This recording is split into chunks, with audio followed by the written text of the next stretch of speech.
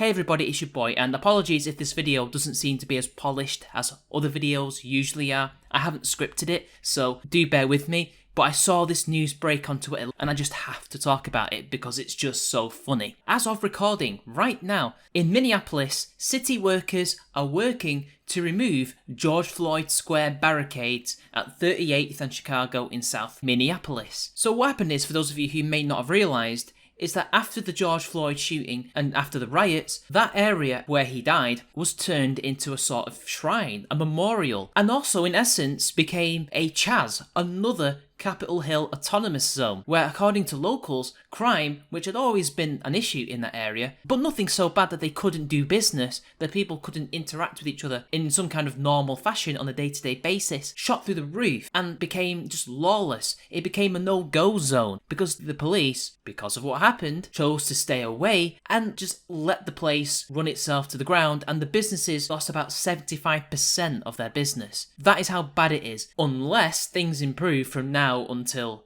the end of next year, they're not going to recover. So much for BLM doing a lot for Black lives, because I think a lot of these business owners are black. So not only have a lot of them had damage done to them during the year of rioting, also they've lost a business because the police have been forced away from the area, thus making them more of a target for crime. And I think the reason why the city has chosen to act is because during a live news reporting, I think it may have been CNN or a local news network, it could have been either one, doesn't really matter. Shots were fired as a rival gang was just, for some unknown reason, literally just a few feet away from the reporter, shooting at people or at a building. And in the end, they were driven off by another armed group of people shooting back. They wanted this bill of comprehensive police reform to be... Just got to be careful here with some gunshots. Excuse us. And that was only a few weeks ago, and now the George Floyd Memorial is being taken down. So let's see what is going on. According to the Star Tribune, city crews on Thursday cleared away vehicle barriers and portable toilets to reopen portions of the sprawling memorial at the South Minneapolis intersection where George Floyd was murdered by a police officer more than a year ago. He actually died of a drug overdose, but that doesn't matter. But as soon as workers finished, protesters began parking cars and piling pallets in the streets again. At a news conference, Mayor Jacob Frey said the phased reconnection of the 38th Street and Chicago Avenue with the rest of the city had been planned for months, but isn't yet complete. He declined to say when he thought traffic would return. I acknowledge that it will be a bit touch and go and difficult over the next several days, Frey said. Municipal workers began taking away the city barricades about 4:30 a.m, erecting bike lanes and street signs at 38th and Chicago, dubbed George Floyd Square, with community members involved in coordinating the removal of flowers, artwork, barriers and shacks, said city spokeswoman Sarah McKenzie. So apparently this has been planned for months, and for some reason life just didn't go on after one man died. They just allowed this area to be overrun with leftists and other sort of degenerates and criminals. They just let them run riot. And now, after we've seen businesses lose custom quite badly and people being attacked and shot at in the streets live on TV, only now they decide to do it. I don't believe they planned to do this months ago. And it also doesn't surprise me that so-called protesters, or really what they are is illegal occupiers, try to erect the barriers again and to keep them cordoned off. Because apparently, while the task was complete in less than 4 hours, protesters who have been occupying the intersection since Floyd's death weren't ready to yield. Using trash bins, discarded furniture and upended street signs, they again blocked the intersections where the city barriers had stood. About 150 people gathered at the former Speedway gas station and milled about the intersection for the first half of the day, erecting new art and discussing next steps. By early evening, the crowd remained steady and the mood was relaxed, with the 4 main access roads to the 38th and Chicago intersection blocked off again by cars. Neighbours rode through on bikes or scooters, some strolled through with kids and dogs, stopping to chat or take pictures. A man with a truck and bullhorn led a brief chant of "No justice, no peace," and people took turns speaking. Again, these are activists. I doubt many of these people are locals. I think the locals who actually live in this area, who work in this area, are quite frankly sick of these people making life bad for them. And you have to wonder, why do they continue to make life bad for all these people? It has to be a case of stupidity. There is no way that these people think that increasing crime, decreasing business and custom is somehow going to make all these people's lives better. and somehow stick it to the man, stick it to the cops. I really do not see it. On the other hand, it could be, if you're cynical enough to believe this, that they're doing it on purpose. I think this is another CHAZ where it's just stupidity, really. Mackenzie said that the AGAPE movement, or is that Agape movement, a peacekeeping force whose staff includes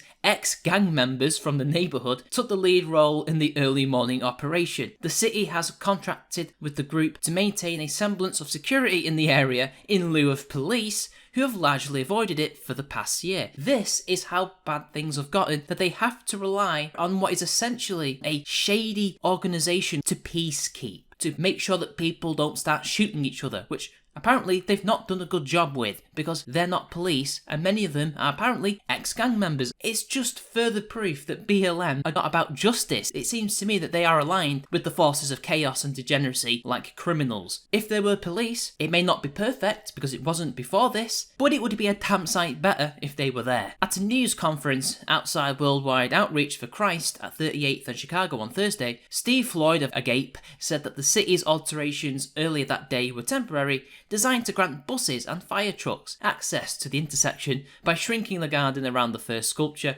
which will remain. So not even firemen, not even buses can go down there. That's how bad it is. What would happen if these people tried to break the barriers and go through? Would they get attacked? Potentially. You don't know that. Also speaking was longtime community activist Al Flowers, who denounced the gun violence that has killed 2 Minneapolis children, Trinity Otterson Smith and Ania Allen, and critically injured a third in recent weeks. Black lives have not really benefited from what's been happening, he said. I'm saying as a Southside resident, it's time to open. It's time to open. Nothing but agreement with this guy. They've done nothing. They've made it worse. In fact, they've not just made it worse in Minneapolis, they've made it worse across America and over the pond in Britain. Another city official said the bump outs would replace the concrete barriers around the fist sculpture just feet from where Floyd was killed and where Imez Wright was fatally shot at the intersection in March. Yet another black life enriched by BLM. As city workers and heavy machinery moved around the intersection, tension was high. Community members who attended to the site expressed a mixture of shock, sadness and anger. I doubt they were community members. I think these were activists that bust in to set up shop there, to segregate it away from the rest of the city for their little shrine. At least 2 media photographers ran into resistance, one assaulted and ordered to destroy footage as they tried to work. But it's largely peaceful, guys, remember that. We didn't know that today would be the day that the streets would be reopened, or attempted to be reopened, I should say, said Janelle Austin, lead caretaker and founder of the George Floyd Global Memorial. We've been working hard for over a year, volunteering our time, our hours, our families have been sacrificing to fight for justice. Reopening the streets does not help our community to heal, she said. Before asking me what's next, we have not had the time to process and we need that. It's been a year. Most of you who are working in this quasi-CHAZ did not know Floyd, are not related to Floyd. How much time do you need to process one death? Because you're not his family. They obviously need time to move on and process his death. That makes sense.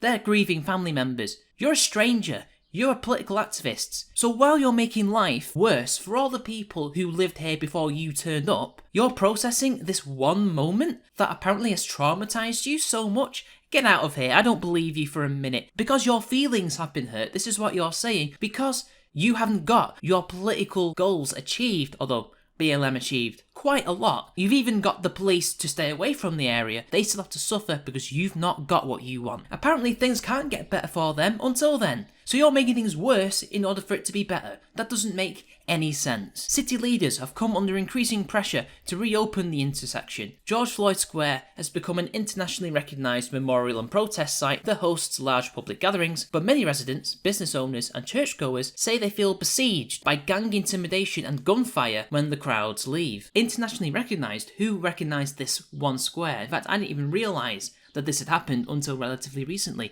I'd like to know which international authorities have recognised this fake memorial square. There's been no official decree from the mayor or the council that this is a thing. It's not. It's illegal and it has to go. You've been tolerated because of their white guilt. This can be a critical location of gathering, not just for our city, but the entire world, the mayor said on Thursday. And through a phased reconnection, we can also find a way to provide the necessary social services and city services that have been missing at times over this past year. We can make sure that patrons are able to visit their local business and have full access. Allow me to translate that for you guys. This place has become a shithole and it needs to be sorted out. That's what he's saying. It's not going to be a centre of protest and gathering. It's going to return to normal. A place where people who are local to the area get to shop, work and live normal lives. That's what he wants. That's why they're getting rid of all the barricades, the flowers and everything. They're trying to de-BLMize it. Steve Floyd, senior advisor of Agape, said most of the residents and businesses that the non-profit spoke with near the square said they would like to see the block open safely and peacefully. He said Agape was making the decisions Thursday morning but coordinated plans with the mayor's office and police. Activists have presented the city with a list of 24 demands in return for yielding the intersection, where some yard signs read "No Justice, No Street." The list includes support for Agape. I think if they really want this to be opened up and safe, they need to crack down hard on these people. Not that I expect Frey to do this, because he's a cook. Agape and these activists are part of the problem and need to be physically removed, so to speak. There is no ifs or buts about this. There is no compromise. These people have to go for the good of the community. The people who go to church there, the people who shop there, the people who live there and own businesses there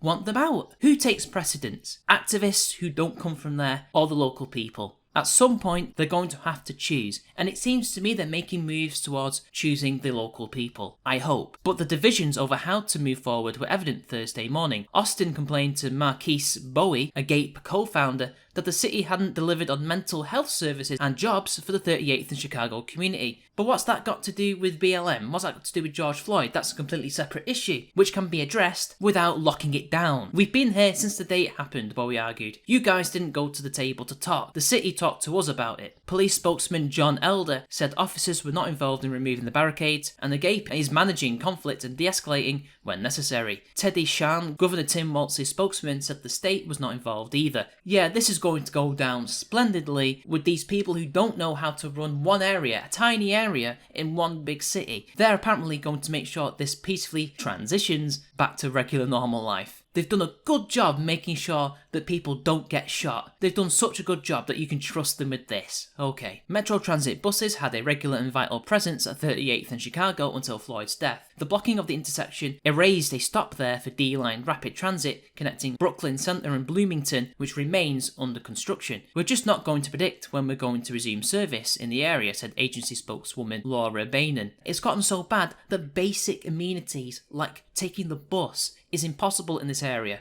This area is not going to recover well after this. Families, civic leaders, prominent civil rights activists and ordinary people visited the location throughout the past year to better understand the historically black community and to honour the legacy of Floyd, whose killing by the white officer ignited civil unrest in the Twin Cities and across the country. And yet, when these people went over there, what did they see? A place of chaos and gangland violence. And the rest of the article just tells us a rehash of what happened to Chauvin and all the others. So there we have it. The George Floyd Memorial's time is up. It's going down. Hopefully life will return to normal. And if these activists resist, which they are trying to do, and violence is something that they would be willing to do in order to keep it locked down, I think it's time to do what they did to CHAZ and send in the police. I don't care what the optics look like. These people have been ruining this community's lives for the past year. They need to go. But even then, after the area is opened up, is life really going to return to normal like I keep saying? It might not, because a lot of these businesses may not survive